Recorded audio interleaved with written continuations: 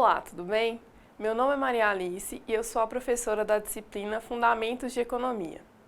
Nesta aula, vocês entenderão como a economia é estudada pelas ciências econômicas, o que é macroeconomia e microeconomia e como esses assuntos influenciam a sua vida e a vida da sua comunidade, das empresas, dos governos, enfim, de todos que fazem parte desse grande ambiente econômico que é o Brasil e o mundo, bem como a definição de fatores e setores de produção, mercado e suas estruturas. As ciências econômicas é um ramo do conhecimento muito importante, porque tem como objeto de estudo a economia. Um dos principais assuntos das ciências econômicas é a teoria econômica, a qual trata do conceito e dos princípios da economia. As ciências econômicas estudam a produção, a distribuição e o consumo de bens e serviços pelas pessoas e sociedades.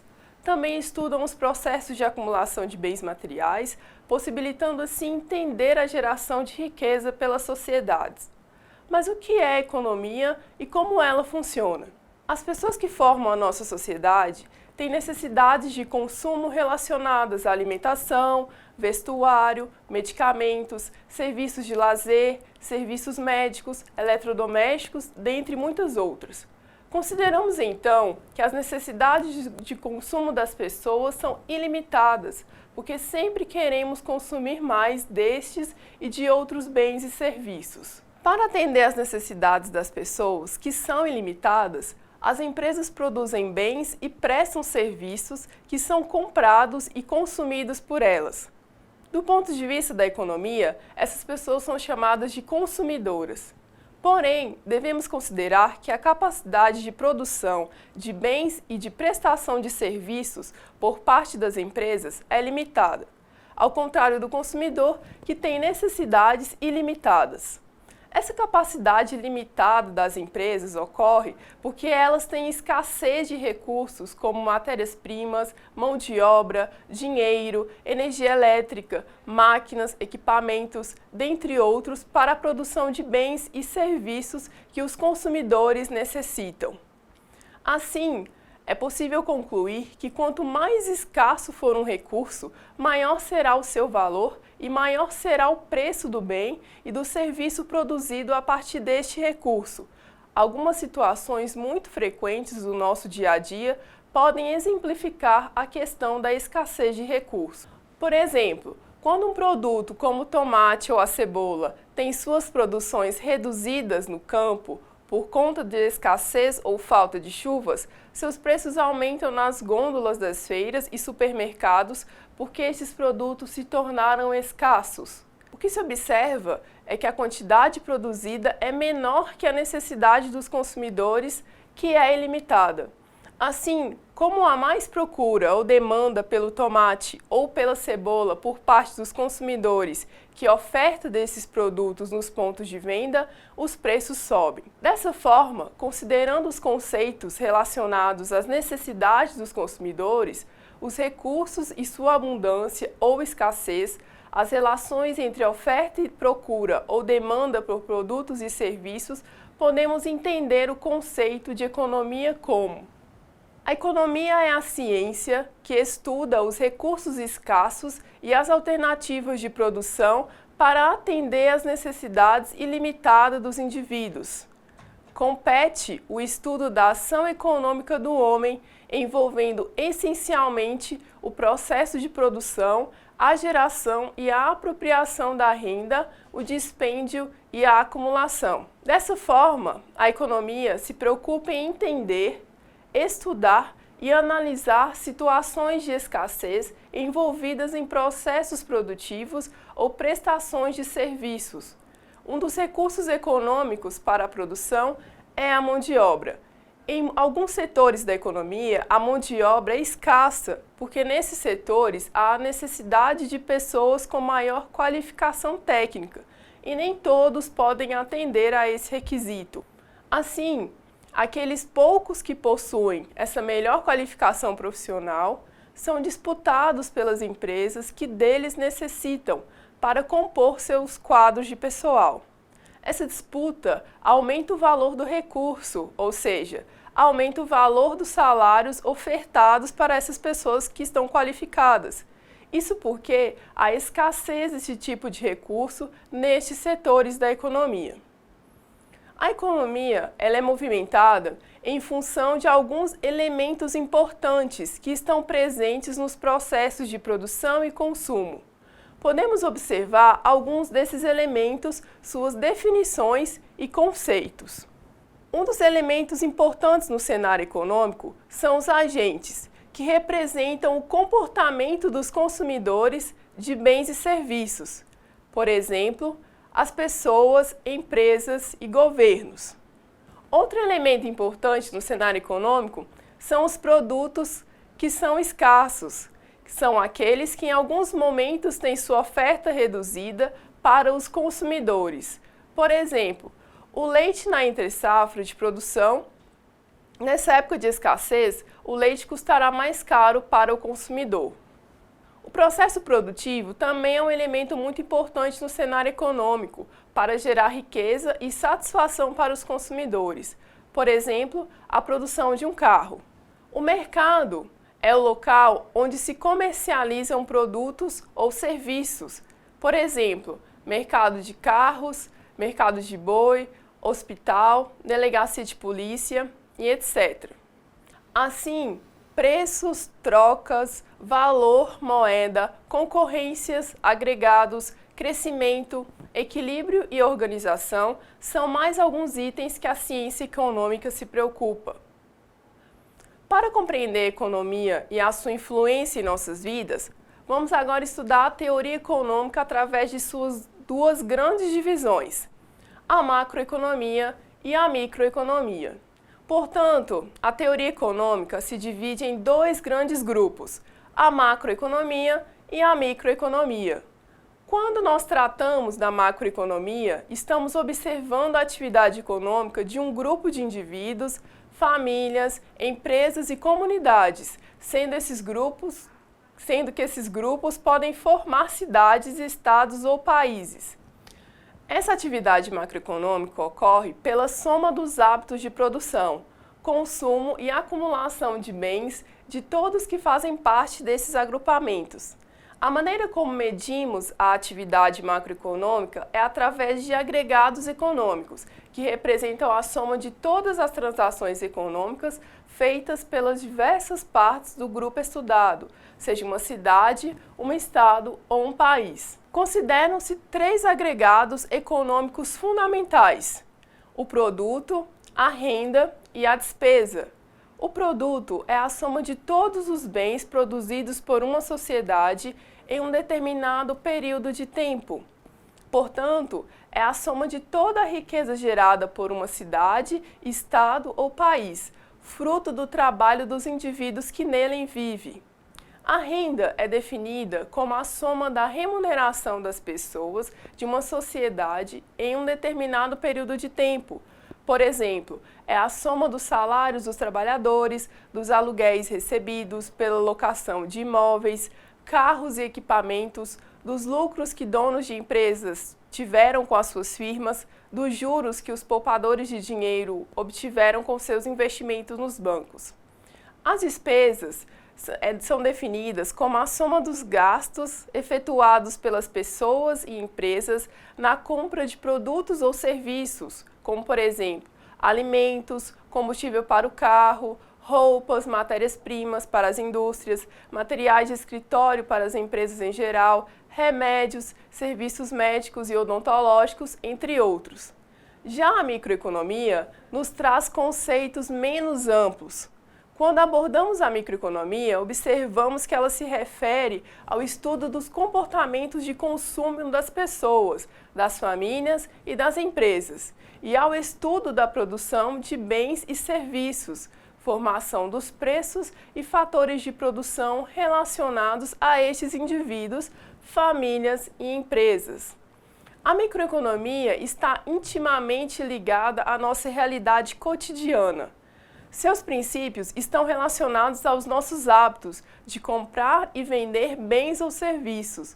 poupar dinheiro para o futuro, trabalhar em empresas dos setores do comércio, serviços, indústria ou finanças, ou mesmo ser um empreendedor, um empresário e gerar bens e serviços para serem comprados por outros indivíduos.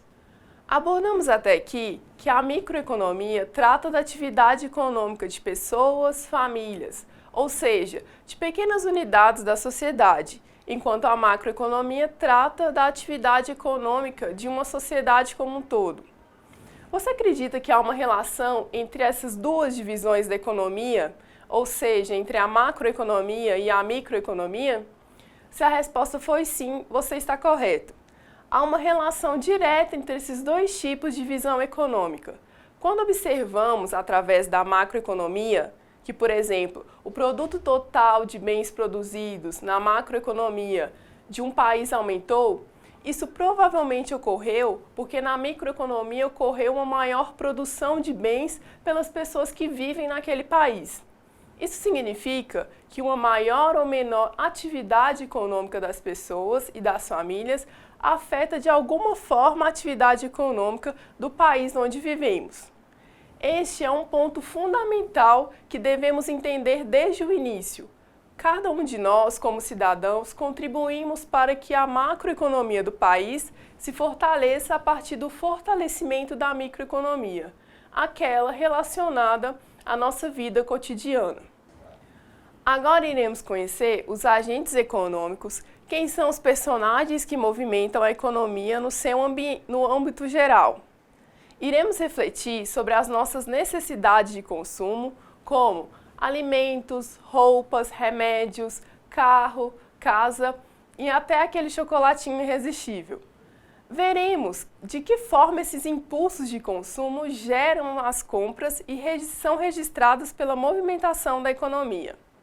Quando falamos de agentes econômicos, estamos nos referindo a todas as pessoas, empresas e setores públicos que de alguma forma realizam transações comerciais, compra e venda de mercadorias e serviços.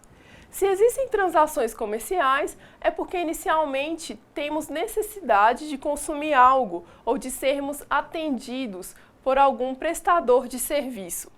Então, os agentes econômicos são todos os indivíduos, empresas e órgãos públicos que participam de um mercado e possuem uma relação de troca ou serviços. Os agentes econômicos são, portanto, as famílias e as empresas, e o governo. A necessidade é a força que movimenta os agentes econômicos. As necessidades geram as transações de compra de bens e serviços, o que movimenta a economia. Devemos considerar que muitas das movimentações ou transações ocorrem por impulso ou por conveniência. Isso ocorre quando nos deparamos com uma promoção em uma loja e decidimos por comprar aquele bem, mesmo não tendo a necessidade imediata de adquiri-lo, mas o fazemos porque é vantajoso do ponto de vista do preço, por exemplo. As necessidades, elas são classificadas como primárias, secundárias e coletivas. As necessidades primárias podem ser definidas como alimentação, vestuário, habitação, transporte e higiene. A partir dessas necessidades primárias, aparecem dois fenômenos econômicos fundamentais, que são a lei da oferta e a lei da demanda ou procura. As necessidades secundárias são aquelas vinculadas ao desejo ou ao impulso, e as necessidades coletivas referem-se aos serviços públicos.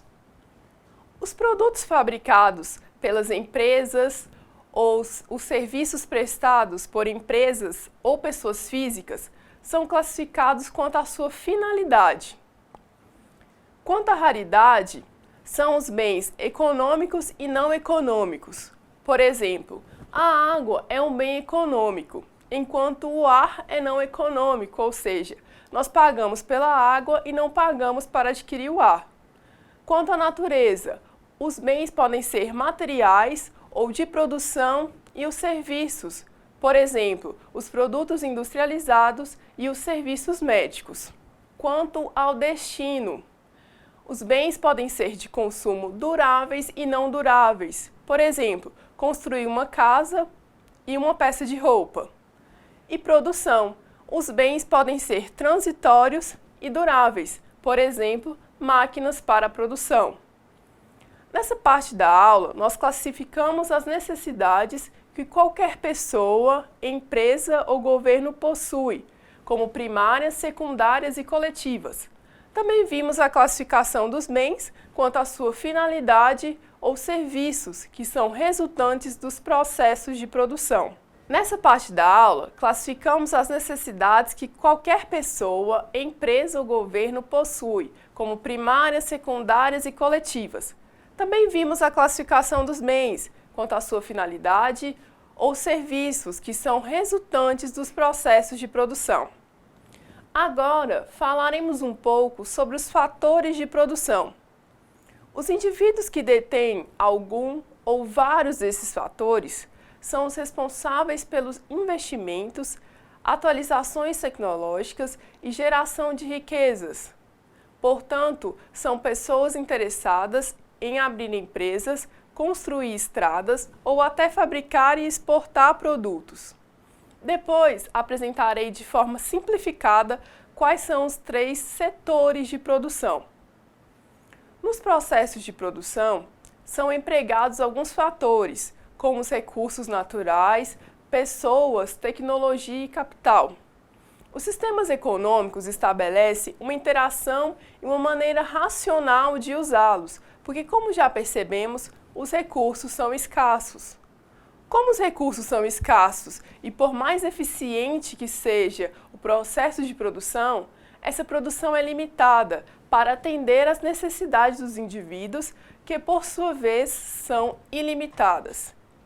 Isso significa que o uso descontrolado de certos recursos naturais, a gestão equivocada de pessoal ou de tempo podem acarretar em um desequilíbrio no sistema econômico.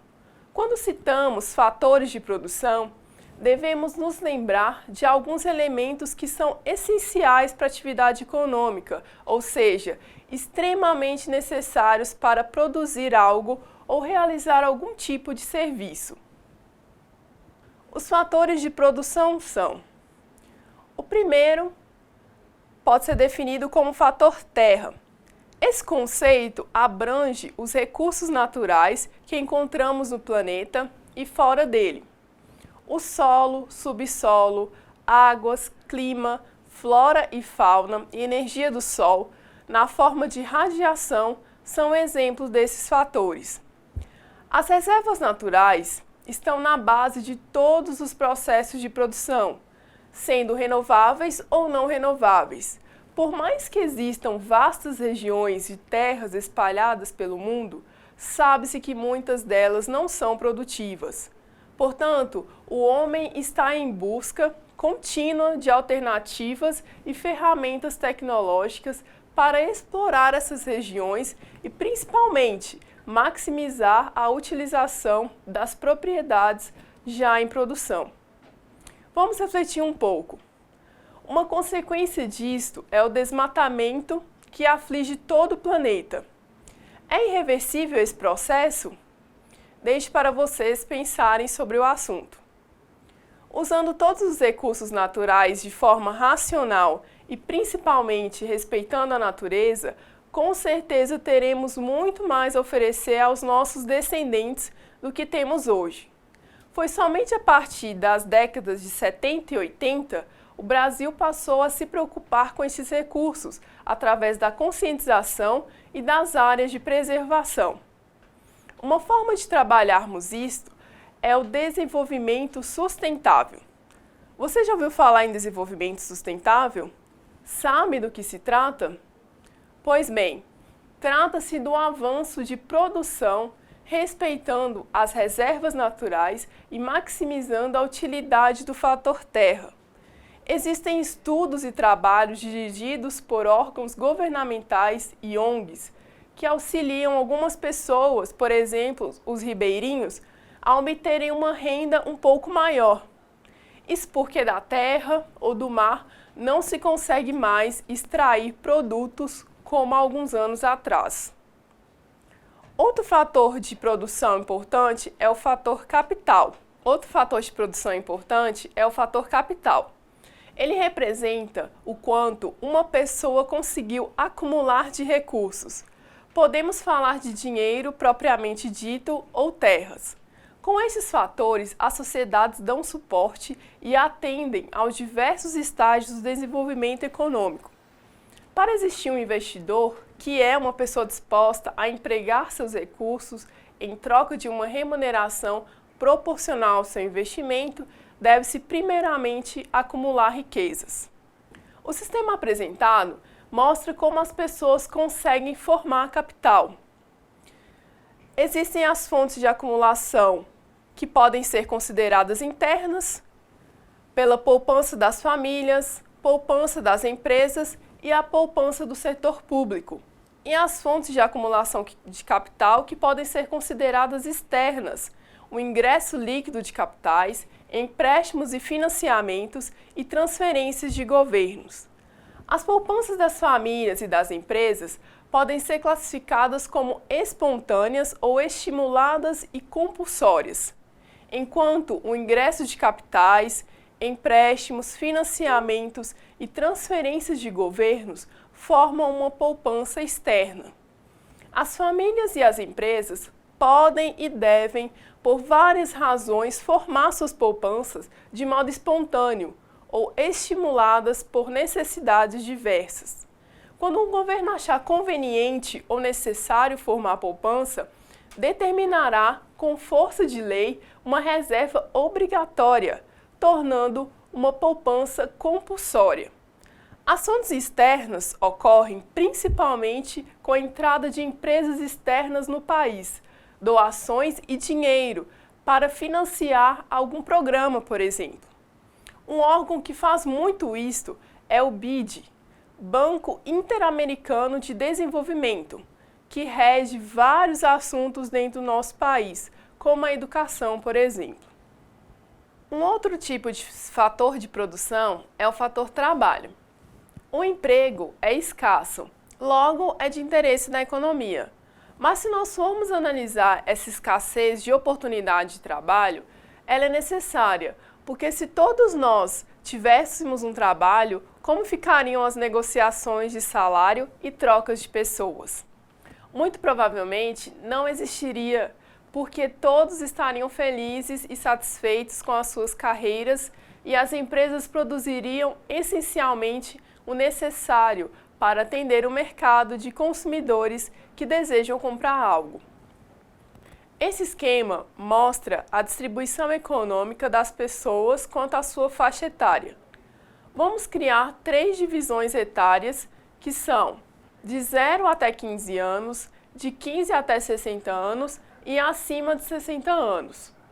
A porção não mobilizável são indivíduos que não estão aptos a exercer atividade laboral, pessoas entre 0 e 15 anos e acima de 60 anos, onde de 0 a 15 anos são as pessoas pré-produtivas e acima de 60 pós-produtivas.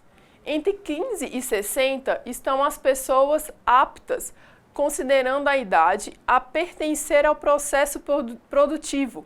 Subdivide-se em economicamente ativa, quem realmente está trabalhando, e as economicamente inativas, pessoas que por algum motivo não estão trabalhando. A necessidade de o Estado controlar a natalidade, as doenças, as aposentadorias, não é por questões políticas, mas por manter um nível adequado de indivíduos vivos e trabalhando e assim conservar o sistema em que vivemos em funcionamento. Existe no mercado, e tenho certeza que você conhece, pessoas que não estão trabalhando. O nosso sistema econômico, e por definição, exige que exista obrigatoriamente pessoas desempregadas e pessoas no mercado de trabalho. Isso proporciona às empresas uma maior capacidade de negociar salários e cargos. Um outro fator de produção é o fator tecnologia. Você sabe o que é tecnologia? Quando o homem passou a utilizar o fogo para se aquecer, para cozinhar seus alimentos, para afugentar animais. Isso foi um avanço tecnológico? Sim, pois o homem se viu diante de uma maneira diferente de fazer algo. Possivelmente comia-se alimentos crus, usava-se roupas feitas de peles de animais para se aquecer e gritava-se muito para afugentar outros animais. Logo, tecnologia não é somente o microcomputador, mas criar ou aperfeiçoar um jeito novo de fazer algo. Simplesmente é inovar algo que já existe ou inventar algo para tornar a vida mais fácil. Capacidade tecnológica, então, é isto: inovar, aperfeiçoar, inventar processos novos para o sistema de produção. Todos sabem que as empresas cobram pela nossa criatividade. Nada mais é do que a busca contínua por novos processos, otimizar espaço, maximizar tempo e produção, reduzir custos. Enfim, estes são alguns exemplos que ilustram este conceito. Outro fator de produção é o fator empresarial.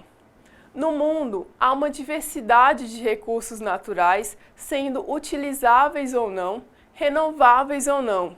Existem milhares de pessoas dispostas a trabalhar, uma gama muito grande de capital a serem empregados em algum projeto. Todos esses recursos à espera de alguém que saiba usá-los de forma racional e empreendedora. Mobilizar, combinar esses fatores e alcançar resultados garante a quem consegue o título de empreendedor ou uma pessoa que possui capacidade empreendedora. Você sabia que um grande empreendedor que existiu no Brasil foi o Barão de Mauá, responsável pelas primeiras indústrias e nossas ferrovias, como muitas outras empreitadas que fez? Os 5 fatores de produção apresentados, quando combinados entre si, formam o nosso sistema produtivo. A combinação entre eles se dá de acordo com as diversas atividades empresariais que existem no mercado. Basicamente, o mercado está dividido entre 3 setores, que são o setor primário, o setor secundário e o setor terciário. No setor primário de produção, encontramos a agricultura, a agropecuária, ou produção animal e o extrativismo. No setor secundário da produção estão contidas as indústrias de extração mineral, de transformação, de construção e atividades semi-industriais. No setor terciário encontramos os prestadores de serviços, o comércio em geral, os bancos e outras instituições financeiras, os serviços de transporte e comunicações e o governo. O processo de produção em qualquer um desses setores resulta em bem ou serviço. Aqui uma definição muito importante para a economia e as outras ciências. Os bens propriamente ditos são produtos palpáveis, ou seja, é possível tocar, sentir o cheiro, comer, tomar, vestir, enfim, utilizá-los de alguma forma tangível. Os bens intangíveis são produtos resultantes de um processo produtivo e que não podemos pegar. Quanto aos serviços, sabemos que alguns podem contratar, outros são disponibilizados pelos governos, mas não temos como pegar o serviço médico. Não é possível sentir o cheiro do serviço bombeiro. Ninguém veste um serviço de um advogado. Assim, verificamos nessa parte da aula que existem alguns recursos que são chamados fatores de produção, que, quando combinados, possibilitam a geração de riquezas. Também vimos os 3 setores da economia: o setor primário, o secundário e o terciário. Mas o que é o mercado? Nessa parte da disciplina, estudaremos um pouco de história. Conheceremos o tipo e a maneira como o modelo econômico era utilizado pelos povos da época. Veremos também, muito sutilmente, a trajetória do metalismo até o papel moeda. Como já vimos nas aulas iniciais, a microeconomia estuda a relação entre os indivíduos que produzem e as pessoas que necessitam de algo ou estão dispostas a gastar seu dinheiro com algum bem. Essa relação se chama oferta e procura ou demanda, que estabelece uma regra muito importante e que impulsiona os mercados, a lei da oferta e da procura. Essa lei dita preços e quantidades consumidas ou produzidas. Por esse motivo, por se tratar de algo tão próximo a nós, é muito importante conhecer e discutir um pouco sobre o assunto. Primeiro, vamos definir o mercado. O mercado é o local onde os agentes econômicos realizam suas trocas ou buscam produtos ou serviços para satisfazer as suas necessidades. É a interação entre os agentes econômicos. Passamos um pouco para a história. Você já ouviu falar em escambo? O escambo diz respeito à mais primitiva forma de mercado que o homem conhece. Imagine alguns milhares de anos atrás. Não existia moeda, não existia telefone ou muitos dos produtos que temos hoje. E as pessoas não conheciam muito mais pessoas do que as que moravam em sua região. Logo, aqueles indivíduos produziam alimentos simplesmente para a sua sobrevivência. Mas o problema da escassez já existia naquela época. Logo, quando um plantava trigo, o outro criava porcos. Assim, quem cultivava trigo não poderia viver somente de trigo, e assim também para o criador de porcos, que não poderia viver só de porcos. Então, aqueles indivíduos resolveram trocar seus produtos. Logo, essa troca se tornou algo normal, que deu origem ao primeiro mercado. Então, o escambo tem por característica a troca de mercadorias entre pessoas de acordo com as suas necessidades. Com o passar do tempo, começaram a perceber que havia algo errado. Alguns perceberam que seus produtos tinham um valor maior do que outros. Portanto, a necessidade de mensuração, ou seja, atribuir valor às mercadorias, se tornou necessária. Como fazer isso em uma época que só existiam trocas? Surgiu então o metalismo. Do metalismo ao papel moeda, foram identificados alguns requisitos a serem preenchidos para que surgisse de fato a moeda de troca, ou seja, o metal. Algumas mercadorias se tornaram moedas, mas não existia a praticidade do transporte e do manuseio.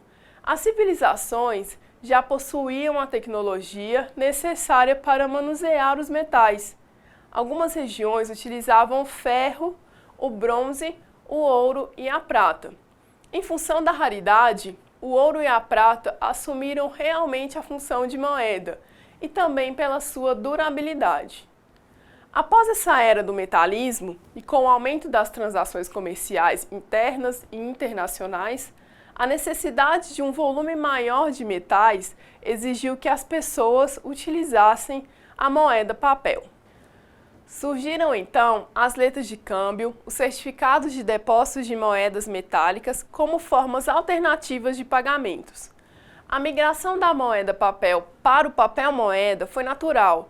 Os bancos passaram a emitir papel moeda em função do valor metálico correspondente. Vejamos agora algumas das facilidades da moeda e os seus benefícios. Uma das facilidades da moeda e os seus benefícios é intermediar trocas. É a finalidade básica e essencial da moeda. Viabiliza trocas, o trabalho também e facilita para as pessoas decidir quando deverá ocorrer o consumo, pois lhe traz liberdade de escolha e de quando irá gastar. Outra facilidade da moeda é ser medida de valor. Todas as mercadorias e serviços são mensurados em moedas. Padronizou e criou uma oportunidade de acompanhar e controlar o sistema como um todo. Outro benefício da moeda é ser reserva de valor. John Maynard Keynes, em 1936 e 1937, diz que a moeda é liquidez, que significa poder trocar rapidamente por algo que necessite por excelência. Não é somente fator de troca, mas de precaução e especulação. Outra finalidade da moeda são os pagamentos diferidos. A moeda proporciona pagamentos em tempos diferentes. Definimos mercado como sendo o local onde os agentes econômicos realizam suas transações. Vamos conhecer os tipos de estruturas de mercado que se pode vivenciar em nossa economia. Discutiremos semelhanças ou diferenças. É interessante, pois entenderemos melhor como uma empresa monopolista pode e de fato controla os preços de seus produtos. O que é e quais são as estruturas de mercado? Quando falamos de estruturas de mercado, devemos levar em conta o número de agentes econômicos, os fatores como comportamento, recursos disponíveis, produtos, controle sobre preços, concorrência e o ingresso de novas empresas ou concorrentes. Esses critérios associados definem o que chamamos de mercado. Logo, podemos perceber de imediato que existem diferentes mercados.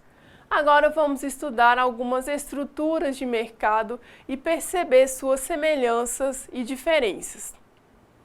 A primeira estrutura de mercado é a concorrência perfeita. Esse modelo existe se e somente se apresentar as seguintes características. Um tipo de estrutura de mercado é a concorrência perfeita. Esse modelo existe se e somente se apresentar as seguintes características. O mesmo número de compradores e vendedores, o bem ou serviço é homogêneo, nenhuma empresa pode diferenciar seu produto.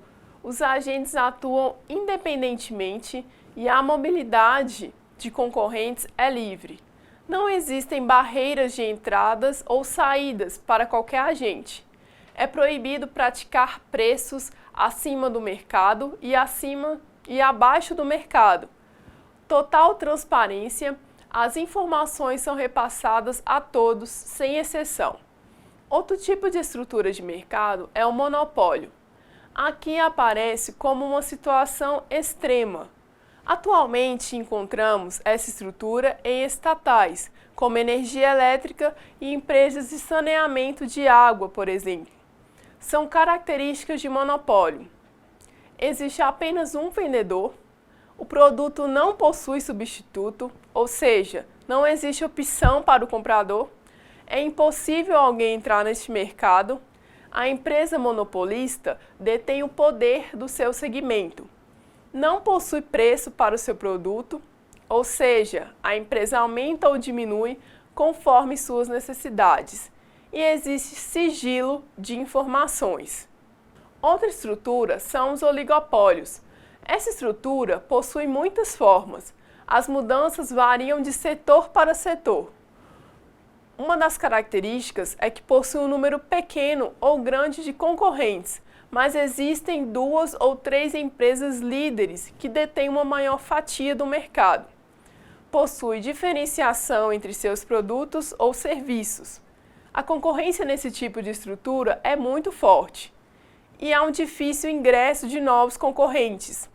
Devido ao baixo número de concorrentes, o controle dos preços é geralmente fácil. A informação é totalmente aberta, como seus produtos. Por exemplo, estratégias de novos pontos de venda. Outro tipo de estrutura de mercado é a concorrência monopolística. Essa estrutura de mercado apresenta as seguintes características: elevado número de concorrentes, cada produto possui uma característica própria, em consequência, cria-se um mercado exclusivo para eles. Por exemplo, produtos com forte propaganda. Outra característica é que existe uma substituição não perfeita, mas possível. O preço é definido pelo comprador, de acordo com a sua necessidade. Fácil ingresso de concorrentes e as informações geralmente são amplas. Todas as estruturas de mercado estão preocupadas em responder algumas perguntas, como: o que produzir? Para quem produzir? Então vamos verificar quais são de fato os interesses das empresas. Evidentemente, tudo isso buscando uma maximização do lucro no final do período. Todos nós sabemos que uma empresa deve produzir e que as pessoas têm interesse em comprar produtos fabricados por essas empresas. Como já definimos, as necessidades são ilimitadas e a produção é limitada. A empresa deve responder aos seguintes questionamentos: o que produzir? Quantas unidades produzir? Como produzir? Para quem produzir? O consumidor deve questionar: quanto custa? Existe algum concorrente para esse produto? É realmente necessário comprar tal produto? Quando falamos de mercado, estamos falando da relação entre a procura por algum produto e a oferta de algum produto. Explicando, a procura ela se dá pelo fato das pessoas estarem dispostas a gastar para adquirir alguma mercadoria. Leva-se em conta o salário, a utilidade da mercadoria, a necessidade e os preços. E quando observamos a oferta de um produto, estamos falando de níveis ou quantidades de produtos que as empresas ou os prestadores de serviços estão dispostos a oferecer no mercado, considerando fatores de produção, clima, custos operacionais, regiões, se possui clientela para o seu produto e os preços praticados. Bem, essa queda de braço cria uma força chamada lei da oferta e lei da procura ou da demanda. Em muitos mercados, como a Bolsa de Valores, os preços e as quantidades comercializadas são determinadas pela oferta e procura de mercadorias. Nesse tópico, veremos um dos principais conceitos econômicos para podermos continuar nossos estudos sobre economia. Esse conceito é chamado ceteris paribus e nos possibilita comparar produtos, empresas e mercados. Podemos dizer, por exemplo, que se uma empresa aumentar os preços de seus produtos, a quantidade de pessoas que continuarão consumindo este bem, que foi majorado de preço, tenderá a diminuir. Portanto, é um estudo que interessa a todos os agentes econômicos. Vamos lá? A condição ceteris paribus é aquela que diz que mantém todos os fatores inalterados, enquanto estuda-se preço e quantidade vendida ou produzida. Imagine a seguinte situação: você está comprando um carro e decidiu que será um modelo flex, 4 portas, com rádio, direção hidráulica e ar-condicionado. Somente a cor ficou para ser discutida mais tarde. Quando se descarta todas as outras informações e ficamos com apenas um único fator para ser observado e analisado, dá-se o nome de condição ceteris paribus. Assim, mantidos inalterados todos os fatores, observa-se um em especial para ser estudado. Isso aparecerá com certa frequência nos estudos, principalmente quando for visto a lei da oferta e da demanda. Bom, chegamos ao fim da nossa primeira videoaula. Espero que vocês tenham gostado. Abraços!